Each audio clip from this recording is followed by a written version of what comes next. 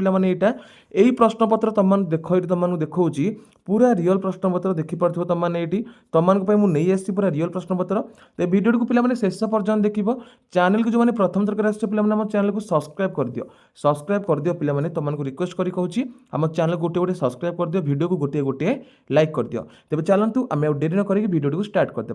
तो पिलामाने तुमको मुझे प्रथम कहवाक चाहूँगी ये रहा तुम प्रथम समाप्ति सूचक मान निर्धारण 2025 बा हाफ इयरली परीक्षा अर्धवार्षिक परीक्षा 2025 तुम पे विषय रहा विज्ञान श्रेणी तुम कौन षष्ठ। ये तो देख तुम जो लिखाही शिक्षार्थी नाम ये निजर ना लिख तापर पे देख रोल नंबर लिखाई निज रोल नंबर ये लिखिदेव तापर तुम सेक्शन जदि विभाग तुम स्कूल अच्छी सेक्शन तुम कर तुम सेक्शन लिख ये तारीख पकईब ये पे विद्यालय नाम लिख ये निज ब्लॉक ना लिख ये जिला ना लिख ये किसी करनी ये तुम सारे सिग्नेचर करेंगे।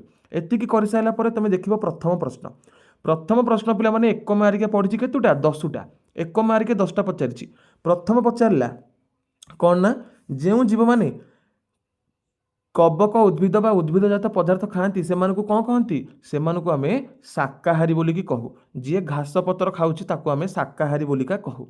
तापर पे देख तुम पचारा विटामिन डैश जलीय द्रवणीय विटामिन कौन बी विटामिन बी गोटे जलीय द्रवणीय। तापर पे ग नंबर पचारा ग नंबर कौन पचारा सागरे डैश टी न थाए सागरे कौन न थाए स्नेह सार न थाए सागरे कौन न थाए स्नेह सार न थाए। पे आंसर जहाँ हम तुम कह पे बर्तमान मुझे कहीदे यहाँ तुम लिख सागर स्नेह सार तंतु कि खनिज लवण हम कि विटामिन हम जहाँ लिखा पे तुमने कमेंट सेक्शन जान आंसर कौन हो जो मैंने आंसर नापी चाहूँ जल्दी जल्दी मेम्बरशिप नहीं पे मेम्बरशिप नहीं मेम्बरशिप नहीं तुमको आंसर मिल जाओ। जो मैंने आम टेलीग्राम चैनल जॉइन होन पे टेलीग्राम चैनल लिंक मुझे डिस्क्रिप्शन दे देती तुमने से आम टेलीग्राम चैनल में जॉइन हो पार बुझीपार। तापर देखिए पे देख यहाँ पचार एक प्राकृतिक तंतु डैश गोटे प्राकृतिक तंतु कौटा ना झोट हूँ गोटे प्राकृतिक तंतु। तापर पचारा ऊ नंबर निम्नलिखित परिवर्तन मध्य डैश टी प्रत्यावर्तन प्रत्यावर्तन मैंने कौन धर गोटे बरफटे सरी गोटे पानीटे कौन हो बरफ हो बरफटा पुणी थे पानी हो पार एमती कौन हो पार देख यहाँ पचार गोटे कौन लुहरे जंग लगे आ गोटे लाजुगुली पत्र आघात पाई नई जा এইটা হব দেখ লাজুকুলি পত্র আঘাত পাই নই যা কারণ সে তাকে থরটে ছুঁইদেলে সে নই যাচ্ছি তারপরে কিছু সময় পরে সে আউ থরে তার মানে পূর্ব অবস্থাকে প্রত্যাবর্তন করে দেଉଛି তেণুকরি সঠিক আনসর কোণ হয়ে লাজুকুলি পত্র নই যা। তারপরে তুলসী গছর দেখ এটা পচারছি তুলসী গছর ড্যাশ আলোক দিগরে গতি করে তুলসী গছর কোণ মূল কাণ্ড মূললোম শাখা চের কোণ না শাখা চের হব কি কোণ হব পিলাମାନେ কমেন্ট সেকশন জনাও। तापर पचारा डैश फूलर एक अंश नुहे फूलर अंश कौटा नुहे फलक फलक फूलर अंश नुहे बुझीपाल।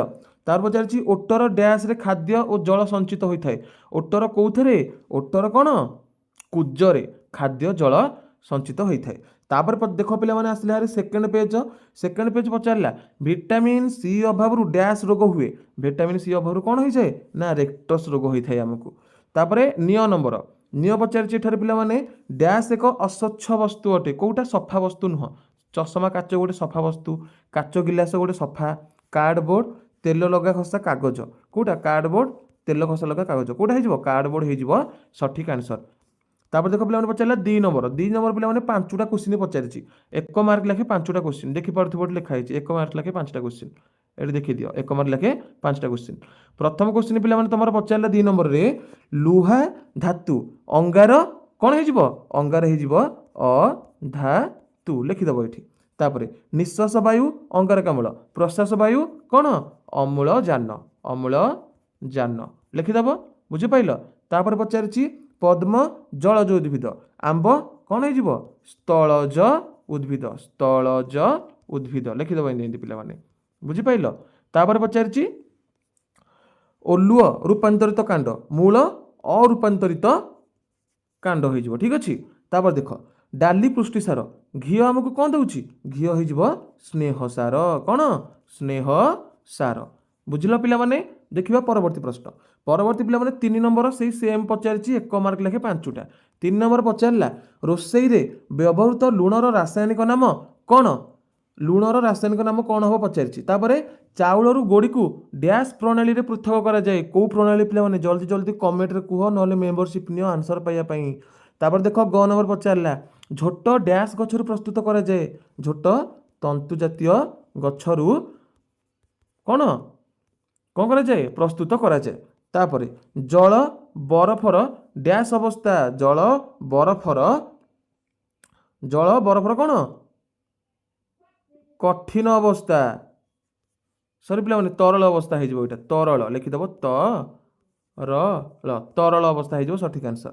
ତାପରେ ପଚାରିଛି ଉ ନମ୍ବର ମାଛ ଡ୍ୟାସ୍ ଦ୍ୱାରା ଶ୍ୱାସକ୍ରିୟା କରେ। ମାଛ କାହା ଦ୍ୱାରା ଶ୍ୱାସକ୍ରିୟା କରେ? ନା ମାଛ ଗାଲି ଦ୍ୱାରା ଶ୍ୱାସକ୍ରିୟା କରେ। ତାପରେ ପଚାରିଛି ଗୋଟିଏ କିମ୍ବା ଦୁଇଟି ବାକ୍ୟରେ ଉତ୍ତର ଦିଅ। ଆମେ ଖାଦ୍ୟ ଖାଉ କାହିଁକି? ପିଲାମାନେ ଆମେ କ'ଣ ପାଇଁ ଖାଉଛେ? ଆମେ ଖାଦ୍ୟ ଖାଇଲେ ଆମ ଦେହରେ ଶକ୍ତି ହେବ, ଶକ୍ତି ଉତ୍ପନ୍ନ ହେଲେ ଆମେ କିଛି କାର୍ଯ୍ୟ କରିବା ପାଇଁ ସମର୍ଥ ହେବା। ତାପରେ ପଚାରିଛି 3 ନମ୍ବର ପଳେଇ ଆସିଲା ଏଠାରେ, 3 ନମ୍ବର ପେଜ ଖ ପଚାରିଲା ପାହାଡ଼ିଆ ଅଞ୍ଚଳର ଅଧିବାସୀମାନଙ୍କର ଗଳଗଣ୍ଡ ରୋଗ ହେବାର ସମ୍ଭାବନା ଅଧିକ। କ'ଣ ପାଇଁ ପିଲାମାନେ ଲେଖିବ? ପାଛୁଡ଼ିବା ଆଉ ଉଡ଼ାଇବା କାହାକୁ କୁହାଯାଏ? ପିଲାମାନେ ପାଛୁଡ଼ିବା ଉଡ଼ାଇବା କାହାକୁ କୁହାଯାଏ? ତୁମ ଘରେ ତୁମ ମା ମାନେ, ଠିକ୍ ଅଛି, ସେ ପାଛୁଡ଼ା ପାଛୁଡ଼ି କରିଥିବେ, ଧାନ ହେଉ ଚାଉଳ ହେଉ ପାଛୁଡ଼ା ପାଛୁଡ଼ି କରିଥିବେ, ସେଇଟା। କୃତ୍ରିମ ତନ୍ତୁ କ'ଣ? ଯେଉଁ ତନ୍ତୁ ମନୁଷ୍ୟ ଦ୍ୱାରା ତିଆରି ହେଇଥାଏ ତାକୁ କୃତ୍ରିମ ତନ୍ତୁ କହିବା। ଅସନ୍ତୃପ୍ତ ଦ୍ରବଣ କାହାକୁ କୁହାଯାଏ? ଲେଖିବ ଏଠାରେ। ତାହେଲେ ମଣିଷ ଆମ୍ବ ଗଛ ମଧ୍ୟରେ ଦୁଇଟି ସାମଞ୍ଜସ୍ୟ। ମଣିଷ ଆମ୍ବ ଗଛ ମଧ୍ୟରେ ଦୁଇଟି ସାମଞ୍ଜସ୍ୟ କ'ଣ? ମଣିଷ ଶ୍ୱାସକ୍ରିୟା କରେ, ଆମ୍ବ ଗଛ ମଧ୍ୟ ଶ୍ୱାସକ୍ରିୟା କରେ। ମଣିଷର ବୃଦ୍ଧି ହୁଏ, ଆମ୍ବ ଗଛର ମଧ୍ୟ ବୃଦ୍ଧି ହୁଏ, ଲେଖିଦେବ। ତାପରେ ପଚାରିଲା 6 ପରିସ୍ଥାନର 3ଟି ଅଜୈବିକ କାରକର ନାମ ଲେଖ। ପରିସ୍ଥାନର 3ଟି ଅଜୈବିକ କାରକର ନାମ ପିଲାମାନେ ଲେଖିବ। ପରିସ୍ଥାନ କହିଲେ କ'ଣ ବୁଝିବା? ପରିସ୍ଥାନ କହିଲେ କ'ଣ ବୁଝିବ ପିଲାମାନେ କମେଣ୍ଟ ସେକ୍ସନରେ ଜଣାଅ। ତାପରେ ପଚାରିଲା 4 ନମ୍ବର ପେଜ ପଳେଇ ଆସିଲା ଉତ୍ପାଦକ ଓ ଭକ୍ଷକ ମଧ୍ୟରେ ଗୋଟିଏ ପାର୍ଥକ୍ୟ। ଉତ୍ପାଦକ ଲେଖିଦେବ, ଉତ୍ପାଦକ ଆଉ ଗୋଟେ ଲେଖିଦେବ କ'ଣ? ଭକ୍ଷକ। ଉତ୍ପାଦକ ନିଜେ ନିଜର ଖାଦ୍ୟ ପ୍ରସ୍ତୁତ କରେ, ଲେଖିଦେଲ। ଏପଟେ ଭକ୍ଷକ ଲେଖିବ, ଭକ୍ଷକ ନିଜ ଖାଦ୍ୟ ନିଜେ ପ୍ରସ୍ତୁତ କରେ ନାହିଁ, ଲେଖିଦେବ ଗୋଟିଏ ଗୋଟିଏ ପାର୍ଥକ୍ୟ। ତାପରେ ନିଅ ଆମେ ଶରୀର ପାଇଁ ଶ୍ୱେତସାରର ଆବଶ୍ୟକତା କ'ଣ? ଆମ ଶରୀର ପାଇଁ ଶ୍ୱେତସାର କ'ଣ ପାଇଁ ଆବଶ୍ୟକ ଲେଖିବ। ତାପରେ ପଚାରିଛି ଏଇଟା କାରଣ ଦର୍ଶାଅ। କ୍ଷୀର ଛିଣ୍ଡି ଛେନା ହେବା ଏକ ରାସାୟନିକ ପରିବର୍ତ୍ତନ। କ'ଣ ପାଇଁ କ୍ଷୀର ଛିଣ୍ଡି ଛେନା ହେବା ଗୋଟେ ରାସାୟନିକ ପରିବର୍ତ୍ତନ କି ନାହିଁ, ପୁରା କାରଣ ସହିତ ଲେଖିବ।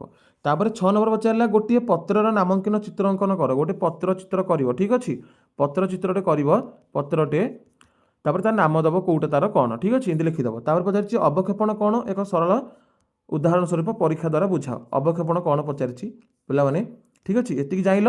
ତ ଏଇଟା ପିଲାମାନେ ଷଷ୍ଠ ଶ୍ରେଣୀ ଯେଉଁ ପିଲାମାନେ ଦେଖୁଥିଲ ପୁରା ତୁମମାନଙ୍କ ପାଇଁ ରିଅଲ୍ ପ୍ରଶ୍ନ ଉତ୍ତର ତୁମମାନେ ଦେଖି